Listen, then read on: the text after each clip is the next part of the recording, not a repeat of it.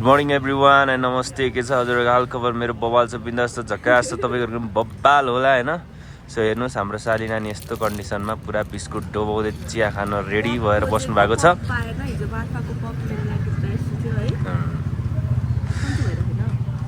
So हामी चाहिँ अहिले मुक्तिनाथ टेम्पलमा मतलब थोरै तल होटेलमा बसिरहेछौँ।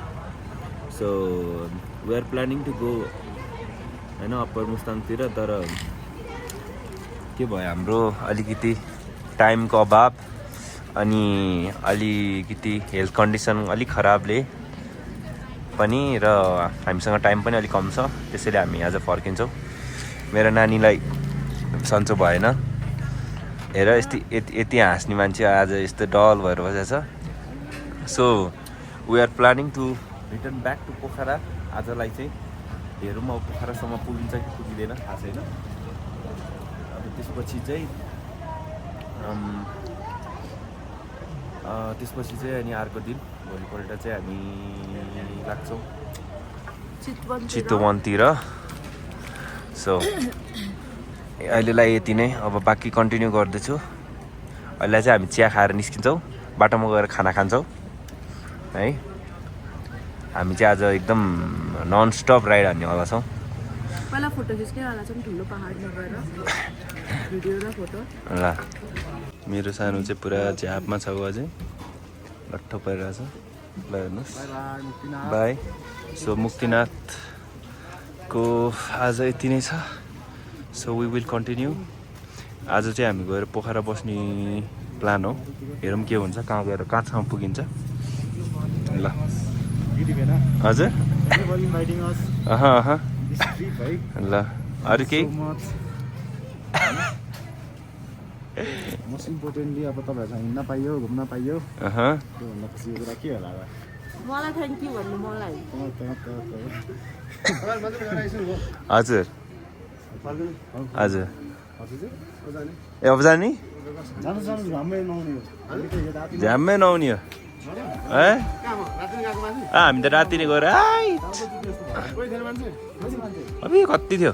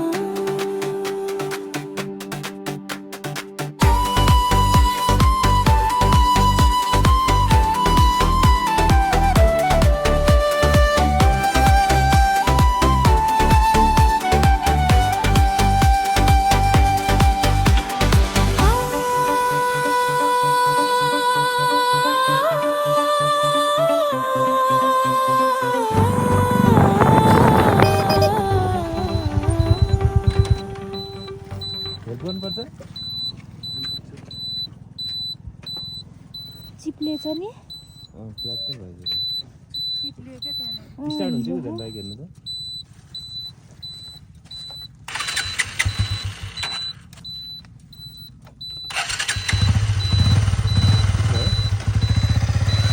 राम्रो जानु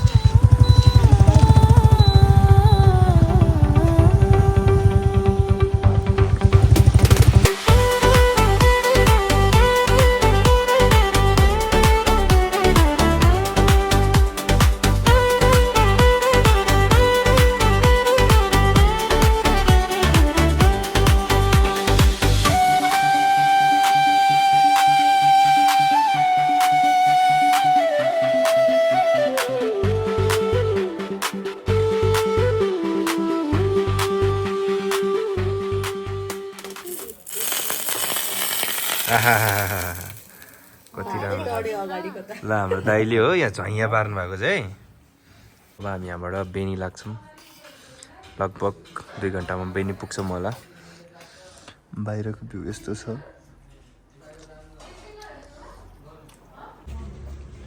बाई बाई भन्नु बाई बाई के नाम हो नि तिम्रो पिटिका अनि तिम्रो मेरो रितिका कति क्लासमा पढ्छौ मावान म नर्सरी नर्सरी हो एबिसिडी भन्देऊ नि त एबिसिडी भन्देऊ नि त nursery ABCD EFG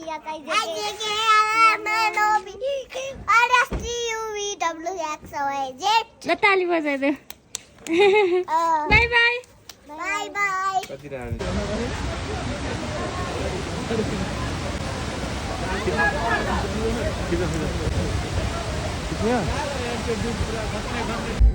so finally हामी चाहिँ पोखरा आइपुग्यौँ लगभग 7 बिहान 9 बजी हिँडेर भर्खरै कति बज्यो 8-9 बज्यो हामी आइपुग्यौँ र खाजा खान लागेको छौँ सो भोलि चाहिँ चितवनतिर फर्किने हाम्रो प्लान छ तर सबैजना थाकेको छ हेर्नुहोस् कसैलाई के गर्ने मुड छैन